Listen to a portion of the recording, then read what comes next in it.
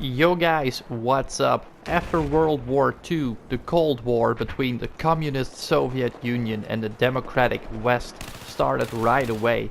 A race with many battles in Asia and the Middle East, even stretching out to parts of South America. Starting next video, we're diving into war again, but today I want to take you guys through the space race, where German captured rocket scientist Wernher von Braun agreed to help USA. The Soviets were leading the space race when they accidentally discovered another use for their confiscated German V2 rockets. A battle would no longer be settled with infantry anymore after the demise of 25 million Soviet troops in World War II, but with technology and long-distance missiles. Because of those test results, General Korolev was able to start cutting-edge research for space missions. On April 12th of 1961, Yuri Gagarin would become the first cosmonaut ever aboard the Soviet Voskhod 2 craft. He was able to make the first ever detailed pictures of Earth, but of course Gagarin had not been the first object in a space mission. Korolev was a genius, and his team had developed the R-7 rocket called Semyorka in 1957.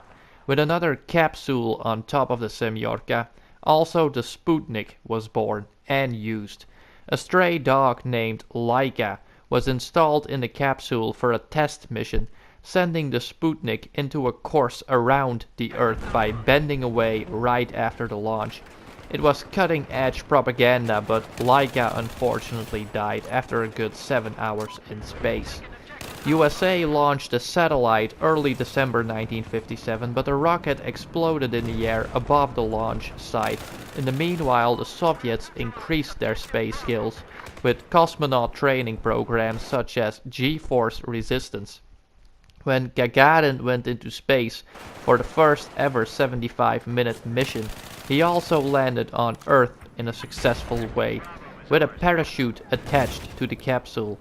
Before that, the moon had also been reached by the Soviets to drop an object called Luna 2 onto the moon's surface in 1959. In every way, the Soviets had beaten USA, so the next mission was a walk in space scheduled for March 18th of 1965.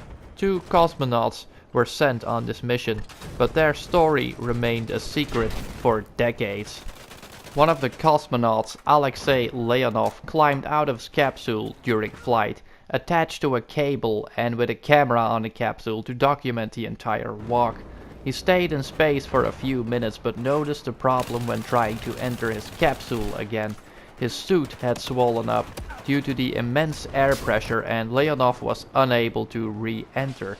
He was forced to make a small cut in his spacesuit and lost 12 pounds of body weight during these vital seconds of getting back in the craft. Very dangerous for your health. Luckily, both of them had survived, but the end of the 1960s was terrible for the Soviets. First, Sergei Korolev died after surgery in the hospital. Next, Yuri Gagarin died in a plane crash, and also the maiden mission of new General Mission ended up in a catastrophe. Cosmonaut Komarov died when his capsule's parachute failed to open up and smacked onto Earth with a speed of 1,100 kilometers an hour.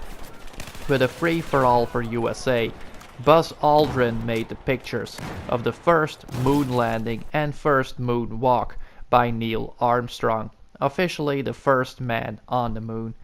In 1990, the Berlin Wall was torn down, liberating Eastern Europe from communism, and after that, the space program of USA was joined by Russia, the new Soviet Union after the fall of communism under Mikhail Gorbachev.